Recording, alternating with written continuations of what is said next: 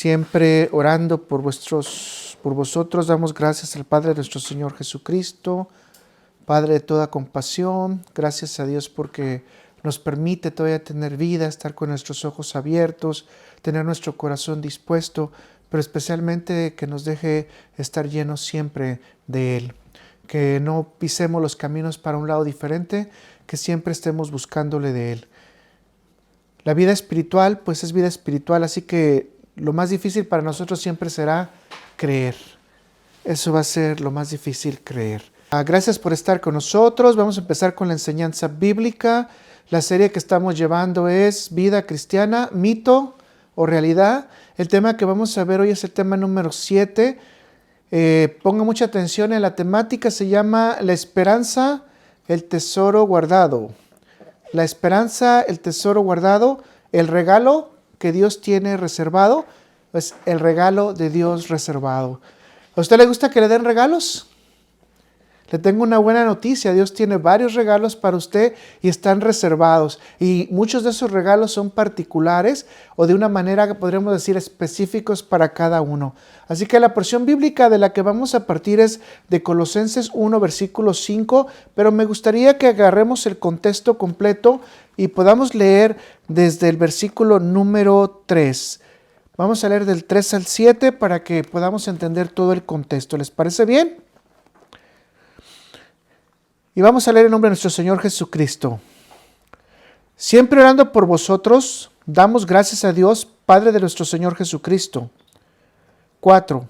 Habiendo oído de vuestra fe en Cristo Jesús y del amor que tenéis a todos los santos. Fíjense cómo debemos de amar a todos los santos, ¿verdad? 5. A causa de la esperanza que os está guardada en los cielos. ¿La esperanza que está guardada dónde?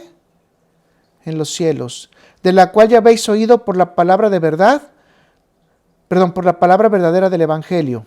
6. Que ha llegado hasta vosotros, así como a todo el mundo, y lleva fruto, y crece también en vosotros desde el día que oíste y conociste la gracia de Dios en verdad. 7. Como lo habíais aprendido de Epafras, nuestro consiervo amado, que es un fiel ministro de Cristo para vosotros. Vamos a decir gracias a Dios. Gracias, Padre Celestial. Gracias, llénanos, Señor, el día de hoy. Que siempre estemos unidos a ti, que nuestros pasos estén en ti, que siempre llevemos ese camino, Padre Celestial. Ayúdanos a abrir nuestra mente, nuestro corazón, especialmente a ser transformados, a tener esa esperanza que tú nos estás diciendo, porque al parecer hay regalos particulares, al igual que regalos generales. Ayúdanos a entender qué significa realmente la esperanza. Padre Celestial, te pido que esa esperanza no decaiga en los más jóvenes o en los que estamos enfermos o en los que tenemos problemas o deficiencias, Señor, sino por el contrario, que veamos esos problemas y deficiencias como que tu poder se está restableciendo en nosotros. Así como lo dijo Pablo con el aguijón, cuando soy débil, entonces ahora soy fuerte. Ayúdanos a ser fuertes aún en estas debilidades, Padre Celestial. Ayúdanos a llevar tu consejo, a tener siempre puestos los ojos en ti. Señor, ayúdanos a que nuestro corazón nunca desmaye. Ayúdanos a tener siempre nuestra mente puesta en ti. Gracias, Padre Celestial. Te pido por cada uno de los que están aquí, para que tú les fortalezcas, les restablezcas y, como dices tu palabra, los pongas siempre en gran nivel de sabiduría, para que su inteligencia siempre esté directamente relacionada con tus actividades y con tus acciones. Te pido por cada uno, Señor. Ablanda los corazones duros, pero también da ese ungüento para que nosotros podamos oler la palabra de Dios, oler tu Espíritu, Señor, y podamos seguirlo. Gracias, Señor, porque tú eres el que nos buscas. Amén, amén y amén. Tengan pero mucho cuidado en los dos ámbitos que vamos a hablar, ¿de acuerdo? Porque vamos a hablar de regalos fijos que ya están en la Biblia, pero hay unos regalos por la esperanza que se nos van a dar de manera particular. La esperanza de vida eterna no es un principio pasivo, se debe de combinar siempre con la fe. Si no tenemos fe, ¿de qué va a servir?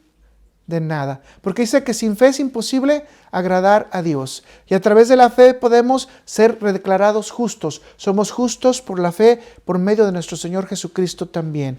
Así que la fe nos ayuda a estar situados y agarrados de las promesas que nos da la Biblia. ¿Cuál es la esperanza que nosotros vamos a tener? que con la fe vamos a poder producir paciencia, unidad y amor. Paciencia, unidad y amor.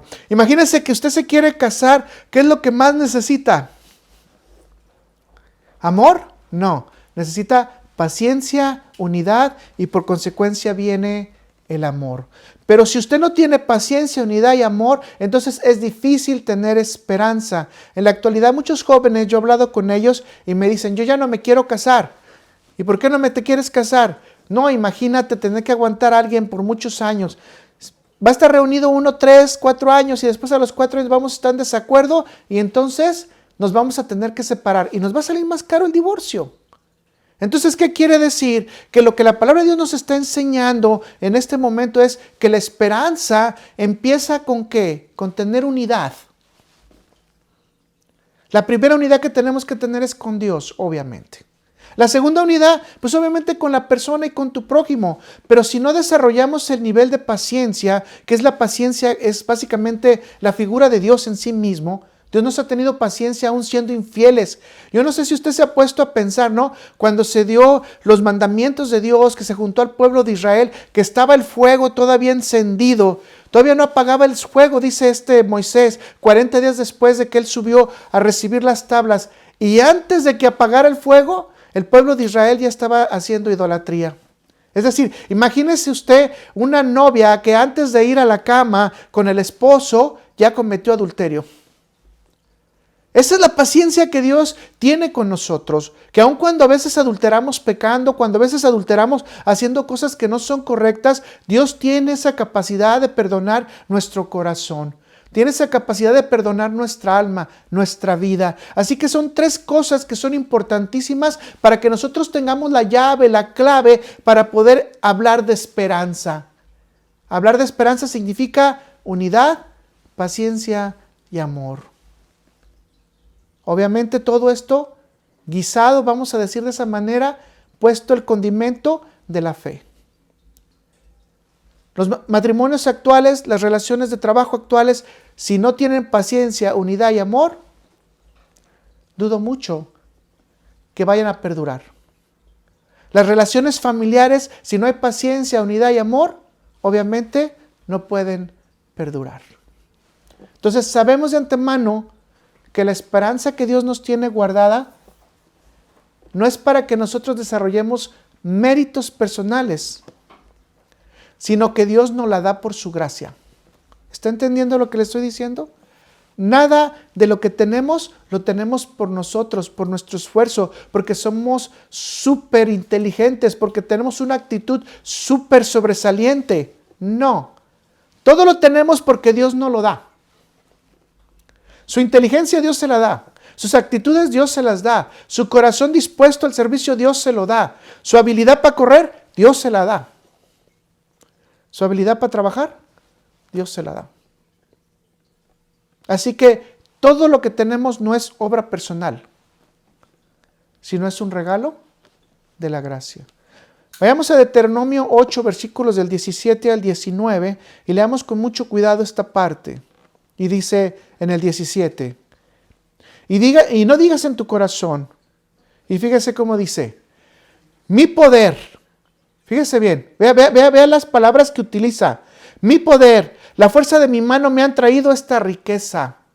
Se fija cómo dice, no digas, y si digas en tu corazón, no debes de decir en tu corazón, mi poder y la fuerza de mi mano me han traído esta riqueza. ¿Quién es el que te da el poder primero antes que nada?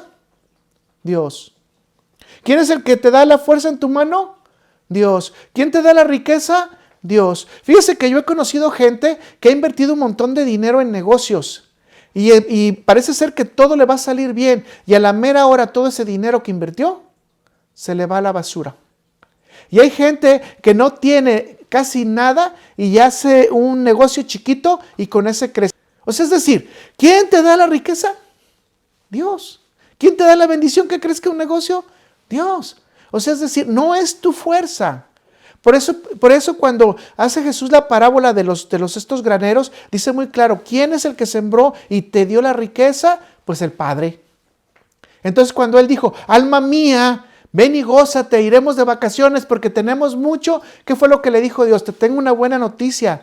A hoy vienen a pedir tu alma. Dándote a entender, obviamente, en este mismo contexto de este versículo que estamos entendiendo, que no existe otra cosa más importante que ponernos bajo sumisión a Dios y decir, Señor, no es mi poder, no es mi mano, no es mi fuerza, sino eres tú. Seguimos leyendo. 18. Sino acuérdate de Jehová, tu Dios, porque Él te da el poder para hacer las riquezas. ¿Quién te da el poder para hacer las riquezas?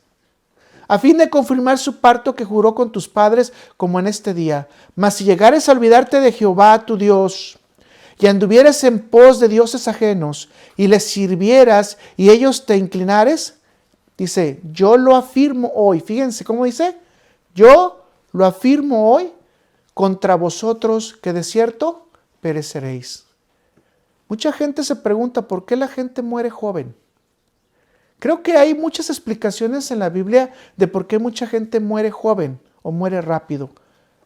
Una de ellas es porque vamos a hacer idolatría después de conocer a Dios.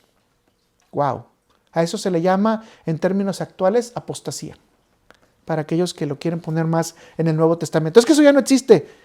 No, sí existe. La idolatría sigue existiendo, la apostasía sigue existiendo. Entonces, como ustedes pueden darse cuenta, la gracia no tiene precio.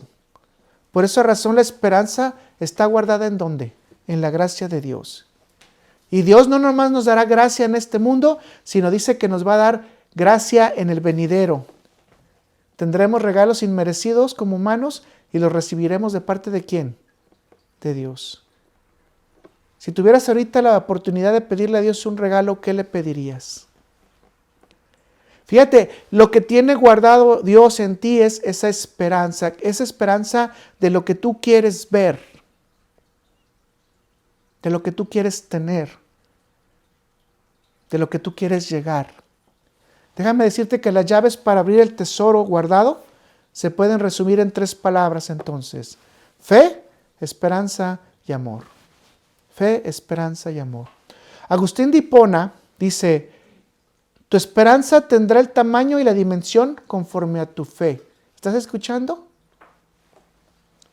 La esperanza nunca padece cuando la fe tiene vigor, ni tampoco será fuerte si la fe es débil. Con estas 3 palabras podemos entender los regalos de Dios o los regalos que nos empieza a dar Dios en su gracia. ¿Cuál es el primer regalo que nos da Dios? La esperanza del Evangelio. Ahora déjeme decirle que la palabra de Dios no quiere únicamente que nos aprendamos la Biblia, ¿verdad? Lo que la palabra de Dios quiere es que esté presente en nosotros siempre la palabra. En nuestra cabeza, en nuestras manos, en nuestra frente y que todo el mundo la pueda ver. 2, hablar la palabra como algo presente en ti.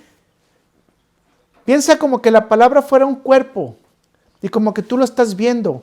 ¿Cómo le presentarías la palabra a alguien más? Obviamente lo tienes que describir ese cuerpo si alguien más lo ve. Si hablamos de fantasmas como dicen en el mundo, entonces ¿cómo describes a un fantasma? No, pues no puedo describirlo porque nunca lo he visto. Exactamente. Pero la palabra de Dios sí la podemos describir.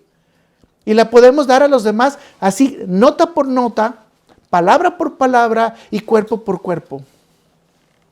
¿Qué más nos está dando? El poder entregar regalos que Dios nos ha dado en esperanza para que los guardemos. Los frutos de justicia. O sea, Dios siempre nos va a hacer justicia. Siempre vamos a tener justicia. ¿Qué más nos está diciendo Dios que vamos a tener? Moradas eternas. Pero especialmente Dios nos está diciendo que vamos a tener a Jesucristo. Y si tenemos a Jesucristo, Jesucristo es el único íntegro, entonces con Jesucristo tenemos todo y no nos falta nada. Con Cristo estamos completos. En Cristo estamos completos. Con Cristo vivimos completos. ¿Qué significa entonces esperanza? La palabra esperanza en hebreo es la palabra aharik. Dice, ¿lo último qué? En el futuro. Lo último en el futuro. También posteridad, extremo, la recompensa, postrero, final. ¿Se está dando cuenta de qué dice la definición? Es el acabado final, pero no está terminado. ¿Se entiende? Tienes el acabado final, pero no has terminado. Vamos a decir, empiezas en tu cabeza a hacer una pintura. En tu cabeza ya terminó la pintura. Es el acabado final, pero realmente no ha terminado. Así es la fe de nosotros en nuestra vida cristiana. Muchas veces cuando agarramos una película que no conocemos, que por primera vez vamos a ver qué es lo que esperamos cuando agarramos la película. Bueno, ¿quién van a ser los protagonistas? Vamos a pensar cómo va a estar el drama, quiénes van a estar en la película, qué es lo que va a ser. Ustedes van a pensar si va a ser una película cómica, de misterio. O sea, empieza uno a tener expectativas. Esa película ya está acabada, pero no la hemos visto. Por lo tanto, no sabemos el final. Nuestra vida es muy semejante a eso. Nosotros ya tenemos un final, ya conocemos, ya sabemos lo que va a pasar, pero no hemos visto completo el final. No se ha terminado. Si usted ve un diseño de un carro nuevo de esos voladores o que quieren hacer volar, ya están en diseño todo, los motores y todo. O sea, es decir, en la mente, en la industria, ya está terminado. Pero todavía no se ha hecho. Entonces, nosotros, nuestra vida en Cristo ya está terminada, ya sabemos a dónde vamos a llegar, pero ¿qué estamos haciendo ahorita? La estamos aportando. Una receta de comida, antes de que se empezara a hacer el pavo, ya estaba terminado, ¿no? Y ya pensábamos qué tan sabroso nos lo vamos a comer. Pero a final de cuentas, hasta que no se materializó el pavo, sabemos que ya está terminado. Le puedo decir también esto de los edificios. Todos estos edificios fueron construidos alguna vez en un plano. Ahora los vemos terminados, pero no conocemos los planos. No conocemos el arquitecto. A veces Dios quiere que pensemos también al revés. Permítame ilustrar el concepto de esperanza cuando Dios te va a recompensar. ¿Ok? Vamos a ver en la vida de Abraham. En la vida de Abraham. Abraham fue firme en la esperanza que debería de tener. Dios le dijo que iba a tener hijos, ¿cierto o no? Pero cuando se lo dijo, oh sorpresa, Abraham tenía casi 100 años. Vamos a Génesis 15, versículo del 3 al 7 para ver la promesa. Dijo también Abraham, mira que no me has dado prole, y aquí que será mi heredero un esclavo nacido de casa. Luego vino a él palabra de Jehová diciendo, no te heredará sino un hijo tuyo será el que te heredará. Y lo llevó fuera y le dijo, mira ahora los cielos y cuenta las estrellas, si las puedes contar. Y le dijo, así será tu descendencia. Y creyó a Jehová y le fue contado por justicia. Y le dijo, yo soy Jehová que te saqué de Ur, de los caldeos, para darte a heredar esta tierra. Abraham tuvo 2 hijos. Uno con Agar, que se llamó Ismael, y el otro con Sara, que se llamó Isaac. Con ellos se iniciaron 2 fundamentos. Los judíos, conocidos actualmente, y obviamente sus primos, ¿verdad? Y ellos no se han puesto de acuerdo hasta ahorita en la actualidad y siguen peleando los árabes con los judíos. Pero si lo vemos en términos de promesa, ¿se cumplió la promesa o no se cumplió la promesa? Es decir, ¿la esperanza de Abraham se cumplió? ¿Sí o no? Sí, pero déjame decirle algo bien interesante. Abraham no tuvo la oportunidad de ver esa promesa. ¿Cuál es la esperanza de Abraham? ¿Cuál es la esperanza de Abraham? Sigamos adelante, nomás piénselo un ratito. Entonces vamos a ver el relato que está en Romanos 4, versículos del 18 al 21, para que nos ayude un poquito el Nuevo Testamento a clarificar este punto. Y dice, está hablando de Abraham. Él creyó en esperanza contra esperanza, para llegar a ser padre de muchas gentes conforme lo que le había dicho. Así será tu descendencia, y no se deshabilitó en la fe al considerar su cuerpo, que estaba ya como muerto. ¿Cómo estaba el cuerpo de Abraham? Como muerto, siendo casi de 100 años. O la esterilidad de la matriz de Sara. Es decir, esperanza sobre esperanza.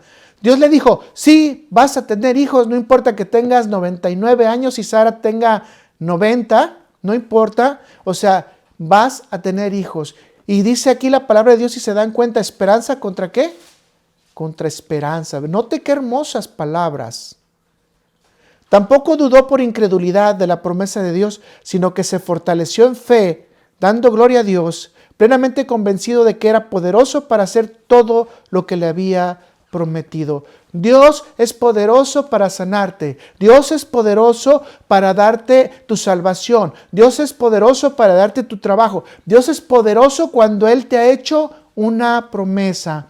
Entonces, Abraham no alcanzó a ver realizada la obra completa de Dios.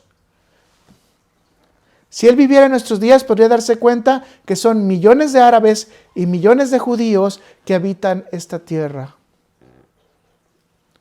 Permítame decirle un momento, ¿cuándo Abraham se va a dar cuenta que la promesa fue cumplida y la esperanza está ahí?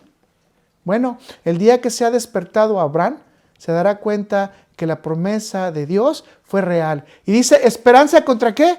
Contra esperanza, porque él sabía que no iba a haber completa esa promesa, pero sin embargo creía en el Dios poderoso que lo puede resucitar, y cuando lo resucita ese Dios poderoso, Abraham va a ver miles y millones de personas que son descendientes de él.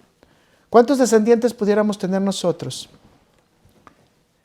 No sabemos, pero digámoslo de esta manera, Abraham, con solo 2 hijos, tiene 2 de las más grandes naciones, 12 tribus y 12 naciones. En total 24. Y esto tiene que ver mucho con el número del Apocalipsis, de los líderes que se van a presentar en el trono blanco. 24. Si regresamos a ver la escritura que estamos trabajando ahorita en Colosenses 1, versículo 5, pero en palabra de Dios para todos, dice, esta fe viene de la esperanza de recibir lo que Dios les tiene guardado en el cielo. ¿Dónde nos lo tiene guardado? ¿Dónde está el regalo? El regalo está en el cielo. A ver, piense usted, Dios le tiene guardado un regalo en el cielo. Y quizás no uno, varios. Y conocieron esa esperanza a través del mensaje verdadero, o sea, las buenas noticias. Le voy a preguntar otra vez, ¿cuál es la esperanza que Dios tiene guardada en los cielos para nosotros? ¿Cuál es el regalo? La palabra esperanza en el griego es un poco más emocional. Esperanza en griego se llama elpis, o elpo también, que significa esperar con anhelo. ¿Esperar con qué? Con anhelo. Cuando una mamá va a tener su hijo, cuando un papá va a tener su hijo, ¿qué es lo que está pasando? ¿Estás esperando? Con anhelo. Quieres ver rápido, conocer el rostro de la personita que va a venir. O sea, cuando tienes un familiar que no conoces por mucho tiempo o que no has conocido y te dicen, es tu familiar, tienes el anhelo de quererlo conocer. Ese es exactamente lo que nos está diciendo. Tiene uno que tener esa fuerza, esa energía para querer esperar con anhelo lo que no estás viendo. Un hijo no lo estás viendo, ¿verdad? ¿Hasta cuándo? Hasta que nace. Pero esperamos con anhelo. Entonces, esta palabra esperanza es importantísima porque es una expectación más, es una confianza más. Todos sabemos que el hijo va a nacer y todos sabemos que va a tener una cara y todos sabemos que va a tener un cuerpo, pero no nos imaginamos su cara. Entonces, aquí es donde nos dice la palabra de Dios, tenemos que esperar aunque no lo podamos ver. Tenemos que esperar aunque no lo podamos sentir. Tenemos que esperar aunque no esté cerca de nosotros. Tenemos que esperar porque todo va a venir en su tiempo. Los regalos de Dios van a venir en su tiempo. Las cosas que Dios nos quiere dar van a venir en su tiempo. Pero tenemos que tener esperanza. Veamos esto en la vida de Moisés. En la vida de Moisés. Todos conocen la vida de Moisés, conocido como el siervo manso y humilde, el más manso y humilde que ha nacido entre los hombres, ¿cierto? Moisés fue el siervo perfecto que se le llamó también el siervo de Jehová. ¿Cuál era la esperanza más grande de Moisés, si usted se acuerda? Yo quiero entrar a la tierra prometida. Yo quiero llevar a este pueblo y guiarlo. Yo quiero ser el líder. Por 40 años he estado con ellos en el desierto. Cometió un pequeño error, ¿verdad? Golpeó la roca que es la representación de Cristo, rompió el agua, como dicen, y cuando Él dice nosotros, obviamente inmiscuye también a su hermano, y los dos pierden la entrada a la tierra prometida, es decir, Aarón. Interesante.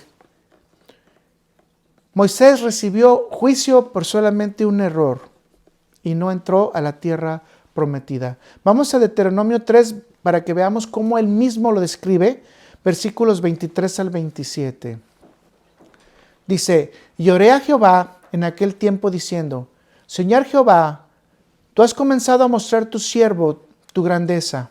Fíjense qué bonitas palabras de Moisés, ¿ok? Porque empieza alabando a Dios como diciéndole, mira qué hermoso eres, ¿verdad, Señor? Señor Jehová, tú has comenzado a mostrar tu siervo tu grandeza y tu mano poderosa. ¿Por qué? ¿Qué Dios hay en el cielo y en la tierra que haga obras y proezas como las tuyas?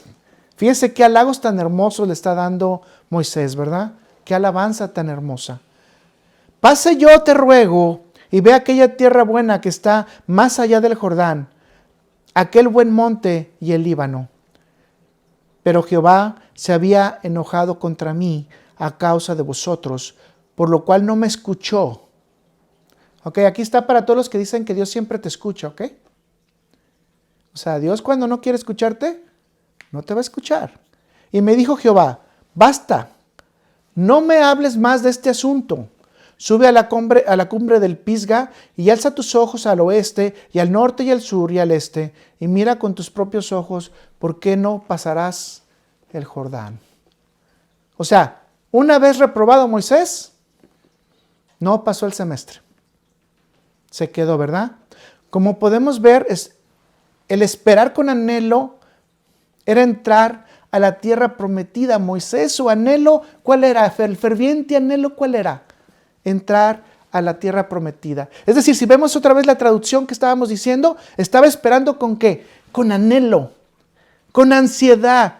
Pero fíjense también la obediencia que no dijo Moisés, voy a dar un paso cuando ya la tenía enfrente a la tierra y no dio un paso para violar ¿cómo se dice? El comando que Dios le había dado, la orden que Dios le había dado. O sea, note eso que es bien importantísimo. Pareciera que tuviéramos entonces un Dios intransigente, un Dios que no perdona, un Dios que no hace justicia a sus justos. Bueno, esto aparentemente contradiciría muchos de los salmos, incluso de los que hemos estudiado, porque dice que Dios apoya al justo, Dios salva al justo, Dios ayuda al justo, Dios ve por el justo, Dios pelea por el justo. Ok, pero le quiero recordar que estamos hablando de esperanza y que dijimos que no está la película completa. Que sabemos el final, pero no hemos visto toda la estructura. Ahora quiero decirle si usted puede ver toda la estructura que Dios tenía ya preparada para Moisés. La realidad es que Dios le había reservado un escenario mejor a Moisés. Mucho mejor del que se había imaginado él. Y le iba a dar una esperanza mucho mejor de la que él se había imaginado. Ahora imagínese, el punto número 1. En el libro de Judas dice que el cuerpo de Moisés no se quedó en la tierra de Moab, sino que tuvo el privilegio de que el arcángel Miguel, el más poderoso, viniera por él. Note esto. Toda la gente que murió en el desierto se quedó ¿dónde? En el desierto. Moisés tuvo el privilegio, es más, incluimos a su hermano Aarón, porque no fue levantado. Aquí el único que fue levantado y llevado, su cuerpo, no existe en esta tierra el cuerpo de Moisés. Oh, primer cosa que usted está pudiendo ver ya. O sea, Dios le dijo, te voy a llevar a la tierra prometida. No, pero Dios lo llevó a la tierra celestial. El cuerpo de Moisés está en la tierra celestial. Yo no sé cuántos de ustedes quieren que Dios los lleve a la tierra celestial. ¿Ya está entendiendo?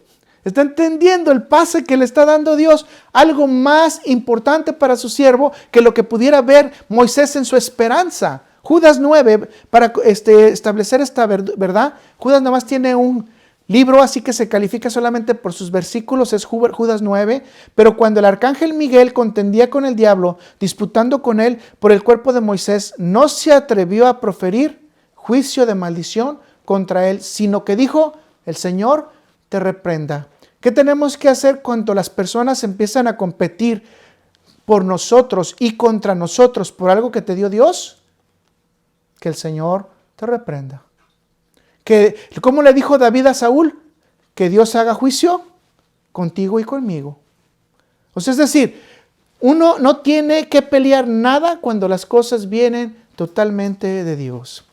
Entonces nos damos cuenta de lo primero, el cuerpo de Moisés en primera instancia llegó ¿a dónde? A una tierra celestial. Digámoslo de esta manera, en la actualidad Jesús lo diría quizás el paraíso. Ok, aquí no estoy diciendo al 100% seguro, pero estoy diciendo una posibilidad, ¿verdad? Porque si también nos damos cuenta por la cita de Jesús, Abraham, recibe a todos. Eso es interesante, porque Jesús dice que vas al seno de Abraham, ¿verdad? Y en el seno de Abraham recibe a todos sus justos. Entonces Abraham en su seno está recibiendo sus justos. Usted puede ir a Lucas 16, ¿verdad? En la historia de Lázaro y el rico. Y ahí va a encontrar el seno de Abraham. Ok, entonces el cuerpo de Moisés en primera instancia se encuentra en la tierra celestial. Es decir, Dios no le dio la natural, Dios le dio algo mejor. La esperanza de Moisés se cumplió. Dios le dio la celestial. ¿Lo había pensado? Algo mejor. Pero déjame decirte el punto 2, y esto nos vuelve locos, y a mí me volvió loco. Dios le tenía reservada una cita en la tierra prometida con la esperanza que tiene todo creyente, y la esperanza que tenía todo creyente era reunirse con el Mesías en la tierra prometida. ¿Qué es lo que hizo Dios con Moisés? Le permitió reunirse con Jesucristo en la tierra prometida. ¿Estás loco, Luis? No. En la transfiguración, Moisés estaba ahí. Vean Mateo 17, versículo 1 al 4. 6 días después, Jesús tomó a Pedro, a Jacob y a Juan, su hermano, y los llevó aparte de un monte alto, y se transfiguró delante de ellos. Y resplandeció su rostro como el sol, y sus vestidos se hicieron blancos como la luz. Y aquí que le aparecieron Moisés y Elías hablando con él. ¿Qué estaba haciendo Moisés en la tierra prometida? ¿Hablando con quién? Ni nada menos que con la promesa que era Cristo. Con la promesa que ninguna de las personas que entraron a la tierra prometida pudieron conocer porque ya habían muerto. Moisés, Dios en su esperanza le tenía un regalo. ¿Cuál era el regalo? Que en la tierra prometida se iba a reunir con el Mesías de manera espiritual. Y aquí que aparecieron Moisés y Elías hablando con él. Entonces Pedro dijo a Jesús: Señor bueno, es para nosotros que estemos aquí. Si quieres, hagamos aquí 3 enramadas. Una para ti, otra para Moisés y otra para ¿quién? Para Elías. Note que ninguno de los que entró en la tierra prometida tuvo la posibilidad de tener un encuentro con la esperanza que es en Cristo Jesús. Había pensado que Dios no es cruel, que Dios le cumplió más de lo que esperaba Moisés y que Moisés espiritualmente sí estuvo en la tierra prometida. Una cita especial. Cuando usted quiere tener una cita especial, ¿qué le produce eso? Mucho gozo. Mucho gozo. Imagínense el gozo que ha de haber sentido Moisés de haber pisado el cerro, el monte, viendo a Jesús, a Elías, a Pedro, a Jacob, a Juan, pero especialmente ¿a quién? A Jesucristo. ¿Usted quiere una cita con Jesucristo? Él está esperando. Él está esperando. Ahí está un gran regalo, ¿verdad? Ahora nosotros entonces estamos igual que Israel, mis hermanos. Estamos igual que Moisés en este momento. Permítame decirle que estamos esperando el regreso de Cristo. Estamos a un paso de la tierra celestial, ya no de la prometida, sino de la celestial. Estamos a un paso del milenio. Todavía no acabamos. Estamos igual que Israel antes de entrar a la tierra prometida. ¿Se da cuenta cuál es la esperanza que tenemos ahora? ¿Qué le parece si leemos entonces o vemos puntos de la esperanza que está guardada en nosotros en Cristo Jesús? La esperanza guardada es Jesucristo. ¿La esperanza guardada es quién? Jesucristo. ¿Y dónde se encuentra la esperanza guardada ahorita en este momento? A la derecha del Padre, dice, en tu corazón, en mi corazón. Cristo está aquí. Veamos en 1 Timoteo 1:1, dice, Pablo, apóstol de Jesucristo por mandato de Dios, nuestro Salvador, y el Señor Jesucristo, nuestra esperanza. ¿Nuestra qué? Esperanza. Carlos Spurgeon dice, para los que verdaderamente pertenecemos al pueblo de Dios, la encarnación es el tema de un gozo serio, que aumenta de continuo con nuestro conocimiento de lo que esto significa. Así que como los ríos se agrandan por medio de innumerables arroyuelos, el nacimiento de Jesús no solo nos trae la esperanza, sino la certidumbre de cosas buenas. ¿Qué nos trae el nacimiento de Jesucristo? Cosas buenas. No decimos simplemente que Cristo vino para entrar en relación con nuestra naturaleza, sino para unirse con nosotros mismos, porque Él se hizo una carne con nosotros con propósitos tan grandes como su amor.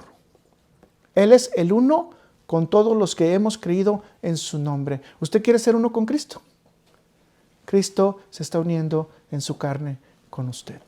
Cristo se está uniendo en su corazón. Y la palabra de Dios que con Cristo estamos juntamente crucificados, nosotros nos crucificamos con Él, crucificamos el pecado para seguir viviendo con Él. Y si se acuerda, ¿cuáles son las palabras claves que le dijimos? ¿Cuáles son? Unidad, paciencia y ¿qué? Amor. ¿Y todo unido a través de qué? De la fe. ¿Tiene esperanza? Véalo cómo se lo vio Moisés. Pareciera que todo era un desastre, pareciera que Moisés no tuvo nada de recompensa, pero ¿saben qué? Tuvo mejor recompensa a través de su esperanza. Primera Tesalonicenses dice, en el capítulo 1, versículo 3 dice, acordándonos sin cesar delante de Dios y Padre nuestro de la obra de nuestra fe, del trabajo de vuestro amor. ¿El trabajo de qué? De vuestro amor y de vuestra constancia en la esperanza en nuestro Señor Jesucristo. Wow, interesante. ¿Cuáles son los fundamentos de nuestra esperanza entonces?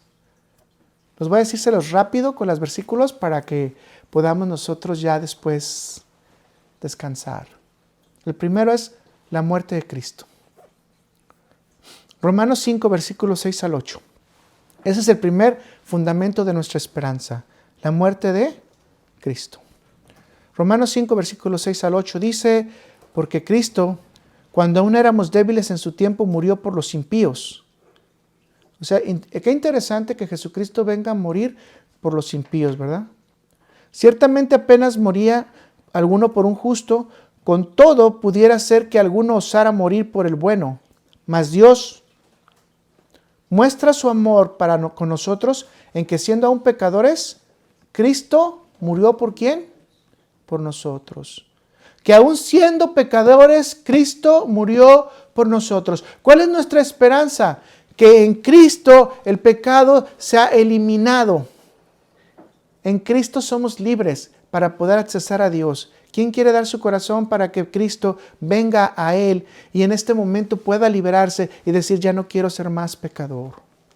Jesucristo, al convertirse en su carne, sustituyó al hombre y nos redimió de la muerte para sacarnos de la maldición. Se hizo carne para que nosotros dejáramos de ser malditos. A través del sacrificio de Cristo, entonces, tenemos paz para con Dios. Romanos 5:1 dice, justificados pues por la fe, tenemos paz para con Dios por medio de nuestro Señor Jesucristo. Si Cristo murió por nosotros siendo pecadores, entonces los creyentes tenemos la base para esperar que Dios termine la obra que ha empezado en nosotros, ¿cierto o no?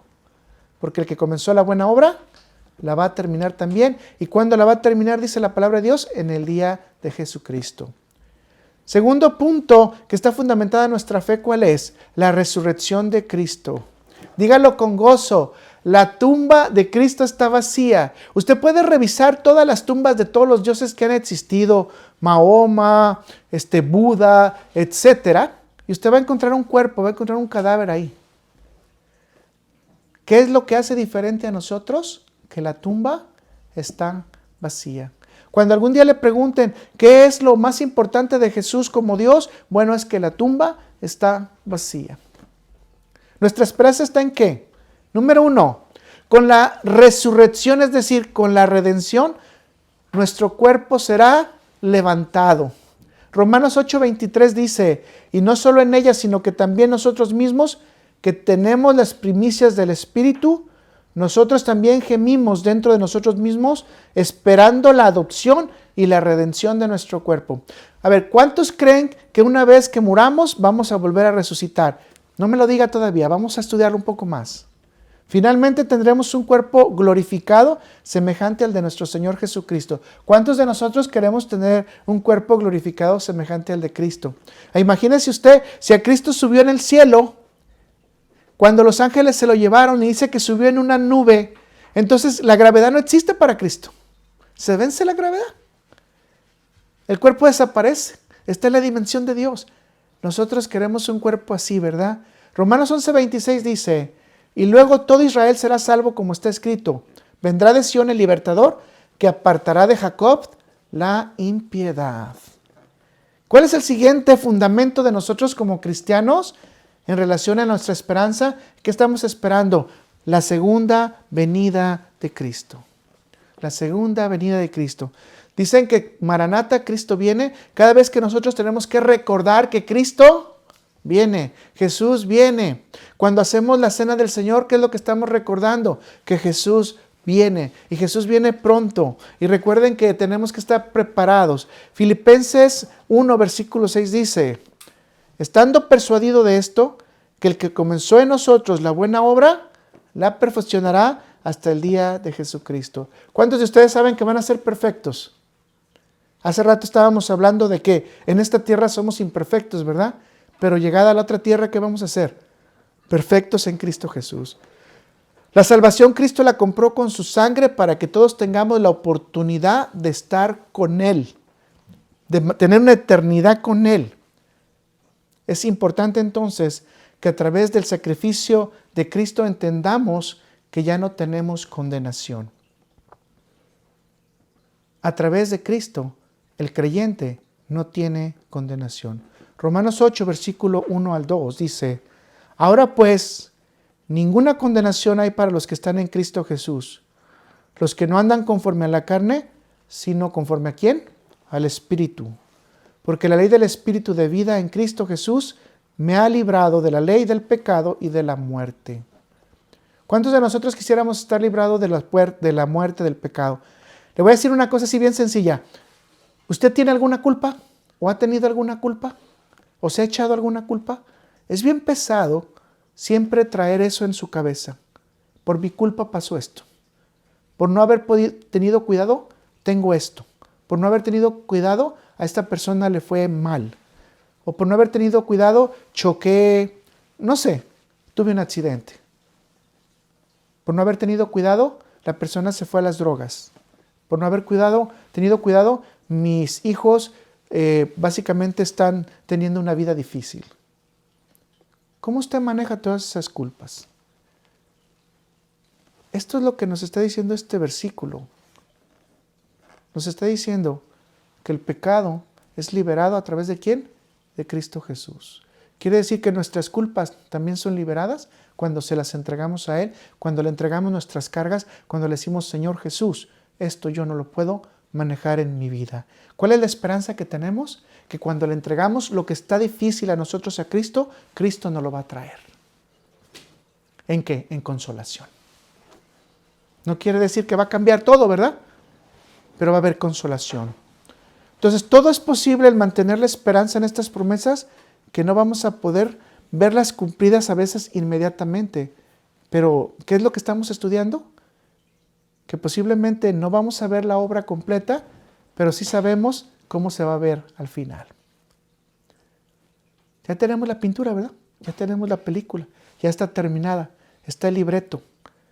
Pero ahora, si estamos en Cristo, tenemos algo mejor, tenemos ayuda celestial. ¿Cuál es la esperanza de los creyentes entonces? La esperanza de los creyentes es tener el nuevo nacimiento y ser bautizados con el Espíritu Santo. El sello del Espíritu Santo está guardado para el creyente, mis hermanos. El sello del Espíritu Santo está guardado para el creyente. Efesios 1, versículo 13 dice, en él también vosotros, habiendo oído la palabra de verdad, el evangelio de vuestra salvación, y habiendo creído en él, fuisteis sellados con el Espíritu Santo de la promesa. Ahora quiero decirle que es un sello, ¿verdad? Porque una persona me dijo una vez, es que es un sello como el de un pomo, ¿no? Le pones ahí para que quede sellado o herméticamente, ¿no? Para que no le entre nada. Eso es como la persona pensaba que era el sello. O sea, o cuando uno pone un sello en una comida para que no se eche a perder, ¿no? O a cualquier alimento enlatado, pues usted le pone un sello, o algún limpiador, usted le pone un sello. Eso no es el sello que está hablando la Biblia aquí. El sello que está hablando es el sello celestial.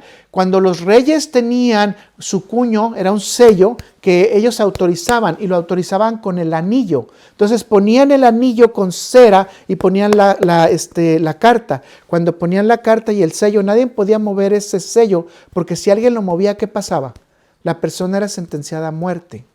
Así que el que le tocaba llevar la cartita, o sea, sabía que si alguien rompía ese sello, su vida era la que estaba de por medio. Esto es lo que nos está diciendo. O sea, el sello que nos da el Espíritu Santo es que el Espíritu Santo va de por medio en que ninguno de nosotros nos perdamos. ¿Se nota? ¿Entiende? O sea, vean la promesa que Jesucristo nos está dando. Te estoy mandando el Espíritu Santo para que no te pierdas. Ahora, si tú quieres, pues bueno, tú quizás rompes el sello, ¿verdad? Pero cuando dices que fuiste sellado con el sello de la promesa, quiere decir que nadie te lo puede quitar. Fuiste sellado, te puso el sello, el anillo, el Señor, y dice, este es mío. Y tu vida espiritual acaba de iniciar. Tú vas a tener dones. Tú vas a tener la guía de Dios. Tú vas a entender la Biblia. ¿Qué esperanza tenemos también otra vez, mis hermanos? La resurrección de los muertos. ¿Quién espera ser resucitado en caso de que la muerte llegue primero? Antes que Jesucristo. Esa es una esperanza hermosa. Vaya usted a Juan, capítulo 5, versículo del 24 al 25, y palabras de Jesucristo.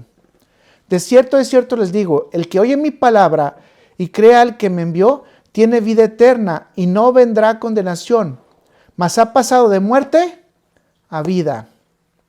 ¿De muerte a qué? A vida. De cierto os digo, viene la hora, y la hora es que cuando los muertos oirán la voz del Hijo de Dios, y los que lo oyeran, vivirán. Escuche, escuche. ¿Está listo para escuchar la trompeta? Ya, porque la palabra de Dios dice que va a haber trompetas. Y esas son trompetas celestiales. Y si usted está en Dios, si está en Cristo, y si usted conoce y tiene fe, y espiritualmente está sellado por el Espíritu de la verdad, su oído va a estar atento a la trompeta, y entonces usted será levantado. Primera de Pedro 1, versículo del 3 al 5 dice, bendito el Dios y Padre nuestro Señor Jesucristo, que según su grande misericordia nos hizo renacer para una esperanza viva. ¿Nos hizo qué? Renacer. O sea, en esta vida nosotros renacemos cuando somos nuevas criaturas, por la resurrección de Jesucristo en los muertos, para una herencia, y vea la herencia que vamos a tener, incorruptible, incontaminada e inmarcesible, reservada a los cielos para vosotros, que sois guardados por el poder de Dios mediante la fe para alcanzar la salvación que está preparada para ser manifiesta en el tiempo postrero. Mis hermanos, ¿la resurrección de los muertos existe? ¿Se cree en el Antiguo Testamento y se cree en el Nuevo Testamento? Bueno, hay un versículo clave, aparte de lo del Salmo 17, que usted va a ver versículo 15, cuando ya estudie el Salmo. En Daniel 12, versículo 2 al 3, hay un versículo clave en el Antiguo Testamento. Vamos a leerlo. Y muchos de los que duermen en el polvo de la tierra serán despertados. Obviamente se refiere a los muertos, ¿verdad? Y muchos de los que duermen en el polvo de la tierra serán despertados. Unos para vida eterna y otros para vergüenza y confusión perpetua. Los entendidos resplandecerán como el resplandor del firmamento, y los que enseñan la justicia a la multitud como las estrellas a perpetua eternidad. ¿Usted cree que sí va a haber resurrección? Hay un gran debate en muchos lugares, incluso algunos grupos religiosos que dicen que la resurrección ya no se va a dar. Que simplemente las gentes que lleguen en ese día y las que Dios establezca, esas son las que se van a quedar. Bueno, la Biblia no dice eso. La Biblia dice que la mayoría de nosotros seremos levantados, ¿verdad? Y fíjese que tiene que notar mucho lo que está diciendo Daniel. Es la mayoría, no está diciendo todos. Porque dice, y muchos de los que duermen. Nunca dice todos. Entonces, ¿se acuerda usted de ejemplos de gente que ha sido levantada ya en esta tierra? Le doy algunos ejemplos de gente que fue resucitada después de muerto. Elías resucitó ¿a quién? Al hijo de la viuda. Primera de Reyes 17, del 8 al 24. Eliseo resucitó al niño de la mujer hospedadora. Segunda de Reyes 4, del versículo 8 al 37. Eliseo resucitó un muerto cuando estaba sepultado. Segunda de Reyes 13, 21. Es interesante, Eliseo pidió que le dieran el doble de porción que le habían dado a Elías. Y había hecho solamente 13 milagros, mientras que Elías había hecho 7, lo que quiere decir que no se había completado los 14 milagros. Pero bueno, en este hecho y este acontecimiento medio especial, dejan caer un muerto y el muerto resucita. Jesús resucita al hijo de la viuda de Naín. Lucas 7, del versículo 11 al 17. Jesús resucita a la hija de Jairo. Lucas 8, del 49 al 50. Jesús resucita a Lázaro. Juan 11, del 38 al 44. ¿Cuántas resurrecciones tenemos ya aquí? 6. ¿Es posible que la persona tenga una resurrección? Sí, ¿verdad? Hay un momento muy especial que se parece mucho al acontecimiento que tuvo Eliseo, cuando obviamente cayó el muerto y se levantaron, ¿verdad? Y esto es muy comparado con Jesucristo. No sé si usted lo ha pensado, pero está en Mateo 27, del 51 al 53, y me gustaría que usted lo lea conmigo. Y aquí que el velo del templo se rasgó en dos, de arriba a abajo, y la tierra tembló y las rocas se partieron. Y aquí viene la clave. ¿Ok? Para entenderlo, para los que no conocen bien la historia, Jesucristo estaba en la cruz, acababa de morir, en ese momento expió, y en ese momento que expió, es decir, que murió Jesucristo, su cuerpo, dice, y se abrieron los sepulcros. Ándele, ¿cómo está la cosa? Y se abrieron los sepulcros, y muchos cuerpos de los santos que habían dormido se levantaron. Y salieron de los sepulcros después de la resurrección de él, vinieron a la santa ciudad y aparecieron a muchos. Yo quiero que usted se imagine esta escena, porque es interesante imaginártela. O sea, la muerte de Jesucristo, al igual que cuando estábamos hablando de Eliseo, hace que venga gente que ya estaba muerta y resucite. Ahora imagínese que usted está en su casa, está tranquilo o está tranquila y que de repente llegue su abuelito, su abuelita, su tío, su hermano, que ya había estado muerto y le diga, hey, ¿cómo estás? ¿Cómo se sentiría? No, la verdad, o sea, seamos honestos. ¿Qué diríamos? Qué bueno que resucitaste, qué lindo que te estoy viendo aquí. Yo creo que nos pegaría un súper sustazo. Imagínese que llegue alguien muerto de hace 20 años y te diga, hey, ¿cómo estás? Sabes de que como acaba de morir Jesucristo y en esta muerte se dio la resurrección automática, dándonos la muestra completa de que esta resurrección parcial va a servir para decirnos que va a haber una resurrección total. ¿En dónde está nuestra esperanza? En de que Jesús ya lo demostró que sí es posible, que en su segunda venida, cuando Él baje con gloria y poder, nosotros vamos a ser levantados. Y esto únicamente lo tenemos por fe. Es gratuito. No tenemos que hacer nada más que decirle, Señor Jesús, te confieso como mi Señor y Salvador. Quiero que vengas a mi alma. Quiero limpiar mis pecados. Ayúdame a confesarlos. Te pido perdón por todas las fallas que he tenido. Señor, quiero que seas tú el que guíe mi vida. Vengo a ti, a tus pies, Señor. Fíjense todo lo que nos da el Señor con solamente el boleto de la fe, de creer en Él. Que podamos llegar con ese boleto al cielo, si es que nos vamos antes, y a la trompeta, cuando se escuche la trompeta, nos levantemos si nos fuimos. Y dice que los muertos llevan prioridad, o sea, los muertos irán primero antes de los que estén vivos. Es decir, que en un momento hasta es un privilegio morirse primero antes de que llegue Jesucristo, porque vas a ver primero a Jesús antes de los que están vivos. Interesante. Para mí esto es una de las formas de creer más fuerte de que Dios está en control de la vida y de la muerte, pero también que Él puede darme vida cuando Él quiera. Vuelvo a repetir esto entonces. De cualquier manera, todos estos vieron muerte nuevamente. Tuvieron una segunda muerte.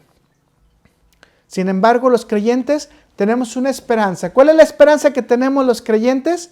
Que vamos a resucitar ¿en cuánto? En la primera resurrección. No queremos resucitar en la segunda, ¿verdad? Queremos resucitar en la primera. Porque si es la segunda, entonces estamos en problemas. Apocalipsis 20, del versículo 4 al 6 dice: y vi tronos, y se sentaron sobre ellos los que recibieron facultad de juzgar.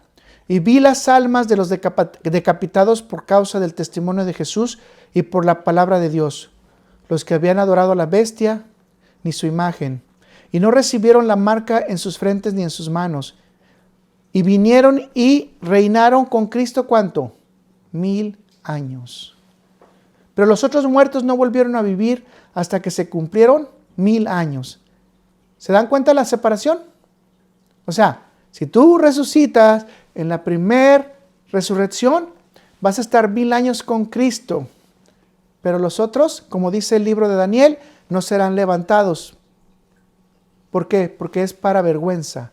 Y dice, esta es la primera resurrección. Bienaventurado y santo el que tiene parte en la primera resurrección. La segunda muerte no tiene potestad sobre estos, sino que serán sacerdotes de Dios. ¿Qué vas a hacer? ¿Cuál es tu esperanza? Ser sacerdote de Dios y de Cristo. Y reinarás con Él 1000 años. ¿A poco no te gusta esa idea de ser sacerdote de Dios y de Cristo?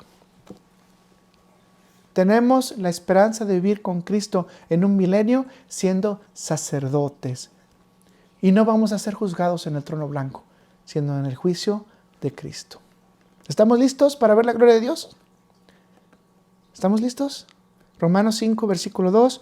Por quien también tenemos entrada en la fe a esta gracia en la cual estamos firmes y nos gloriamos en la esperanza de la gloria de Dios. ¿Cuántos quieren ver la gloria de Dios? ¿Cuántos quieren ser sacerdotes? ¿Cuántos quieren estar en la esperanza en Cristo? Pero no solamente eso, si se dio cuenta, también hay algunos regalos que Dios nos da. Le voy a cerrar con este ejemplo que generalmente no me gusta compartir mucho a mí de mi vida, pero quiero cerrárselo.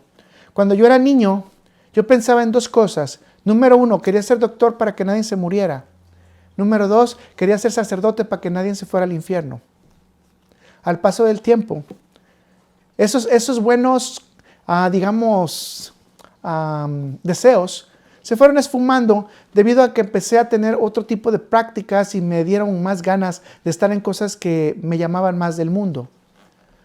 Al cabo del tiempo hice mis carreras, me recibí y de repente el Señor me saca de México y me trae a Estados Unidos. Y en Estados Unidos tengo que estudiar toda una rama diferente de lo que yo había estudiado. Tuve que estudiar herbolaria, y todas las ramas que refieren del naturismo. Y me hizo la oportunidad de empezar a atender gente que estaba enferma. Después, con el tiempo, vine a Cristo. Y al venir a Cristo, ahora Dios me permite hablar la palabra y que muchos puedan salvar su alma. La esperanza que yo tenía de niño, ahora Dios me la ve reflejada de una manera que yo nunca lo pensé, que yo nunca lo perseguí. Es más, de hecho, que yo no lo busqué, que ahora yo puedo atender gente con enfermedades físicas, pero también puedo ayudarle a gente a que salve su alma. Obviamente en Cristo Jesús. Heraldo de Rival dice, cada uno hagamos lo que podamos para que la fe nos santifique, el amor nos fortalezca y la esperanza nos regocije en Cristo, Jesús nuestro Señor, a quien sea toda la honra, la gloria por los siglos santos. Amén. Así que tenemos muchas esperanzas, sí, sobre todo los jóvenes, probablemente las esperanzas que tienen ahora sean cumplidas en un futuro, porque Dios las tiene en el cielo, las tiene guardadas, listas para que usted las use. Vamos a orar. Gracias, Señor Padre Celestial. Gracias por este tiempo. Gracias por este día, Señor, por la unidad que tenemos en familia. Gracias por tu palabra, Señor. Ayúdanos a estar firmes en la esperanza, en la paciencia, en la unidad, en el amor, pero nunca quitarnos de la fe, Señor. Ayúdanos a cada uno. Si no te conocemos, Señor, si no te hemos aceptado como nuestro Señor y Salvador, hoy te pido, Señor, que podamos hacerlo, Señor. Ayúdanos a conocerte, ayúdanos a declamar tu nombre y, como dice tu palabra, que podamos confiar en ti, Señor. Que simplemente lo que necesitamos decir es que creemos en ti, Señor, que creemos que tú, Dios, lo levantaste de los muertos y que con nuestra boca confesamos que Jesús es nuestro Salvador y nuestro Señor. Señor, te pedimos, si por alguna razón hemos tenido alguna deuda, Señor, ayúdanos a que podamos tener conciencia de ella para poderla pagar, Señor. Ayúdanos a tener en nuestro corazón también esa libertad. Ayúdanos, Padre Celestial, porque queremos ver esa resurrección, queremos ver el trabajo del Espíritu Santo en nosotros, queremos ver esas promesas, Señor. Ayúdanos a estar en la parte celestial. Ayúdanos, Señor. Gracias, Padre Celestial, por tu gracia, por tu bondad, por tu paciencia, por tu amor. En Cristo Jesús. Amén, amén y amén.